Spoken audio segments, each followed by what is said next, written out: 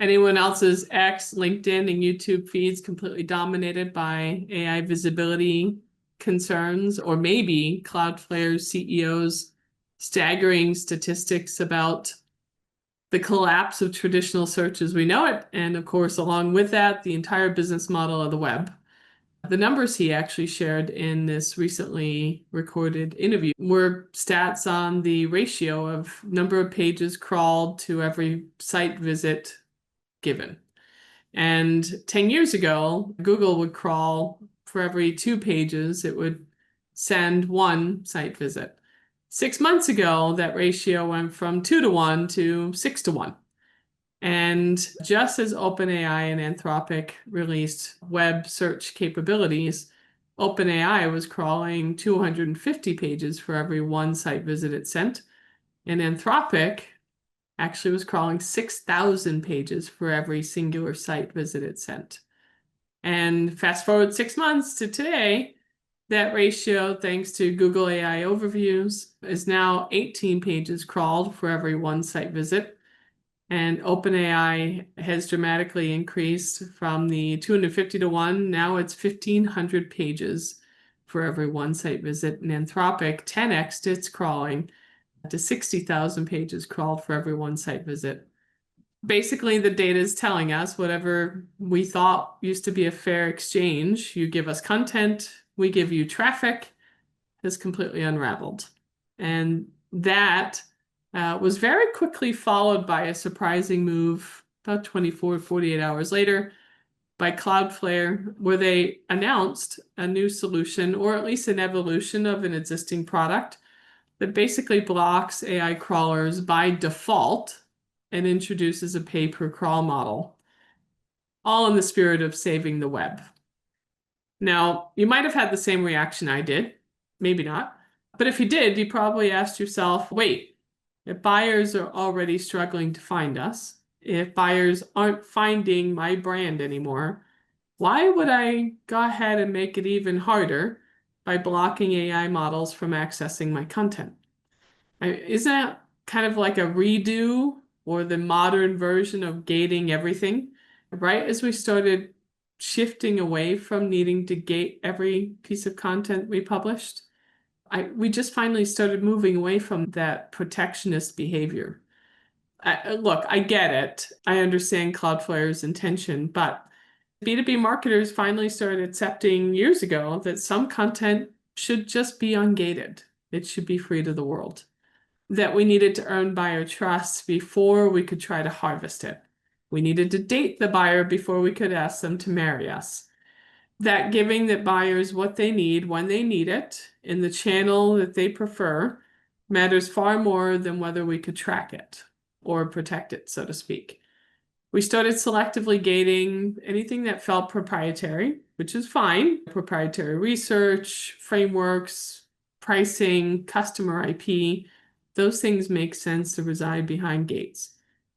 Now, here we are once again. Feels like Groundhog Day all over again.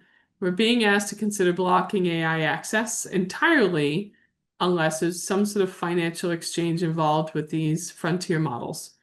And that impulse is understandable, and candidly, it's critical for publishing and media outlets, for creators around the world, absolutely.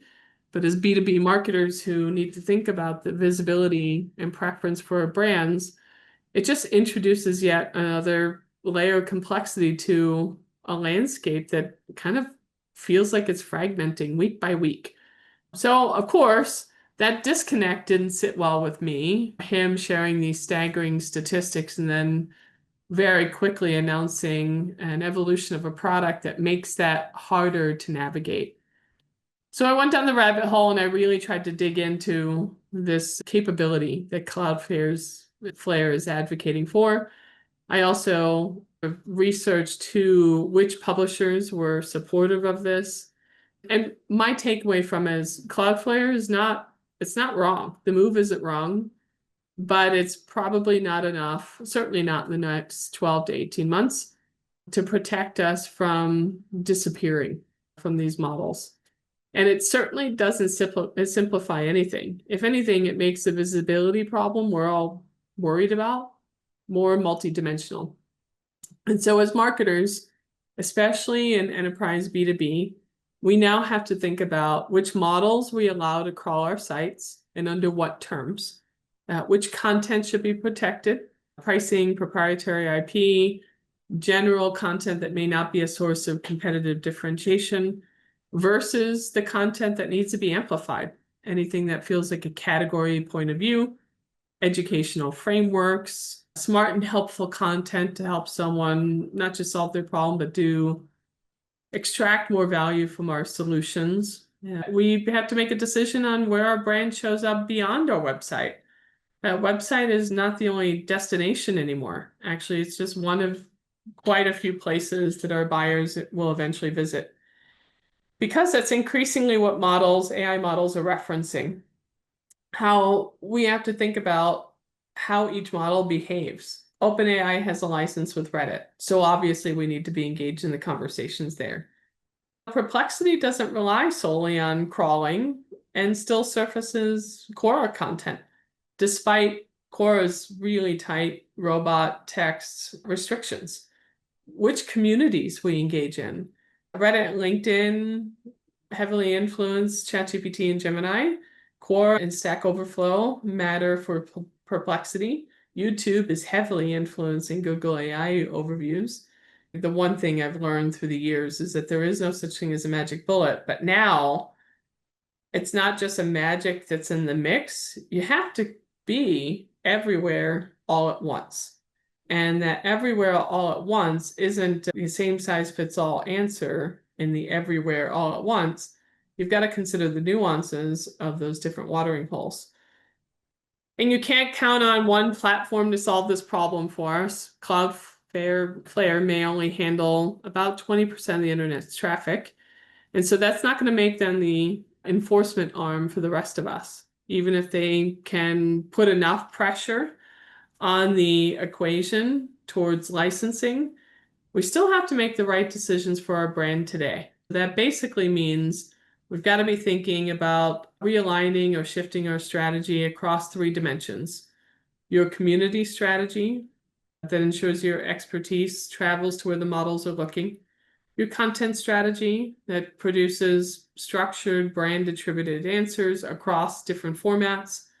And your credibility strategy. And this ensures that when you're not present, third-party sources cite and reinforce your authority. It also means aligning internally on a visibility philosophy. This is super critical.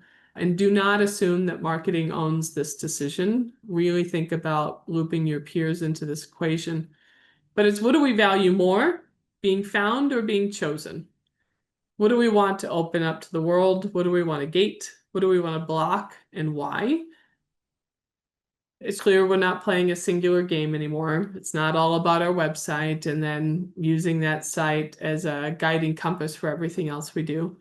We're playing multiple visibility games all at once with different rules and different referees. The only winning strategy is being intentionality. And for that means stepping back, evaluating your presence across this ecosystem, and making some bets, choosing where we want to be surfaced, chosen, and not just seen. And of course, everything should align back to your buyer's preference, their collective journey, how you become the enabler of the journey, and use that to be the guiding compass for all these investments. And if you'd like more detail on these 3 C's, community, content, and credibility, feel free to check out a book that I just released this week called Brand Gravity. It provides a more actionable roadmap or blueprint, so to speak, for building your brand gravity in such a way that it's visible and chosen across this ecosystem.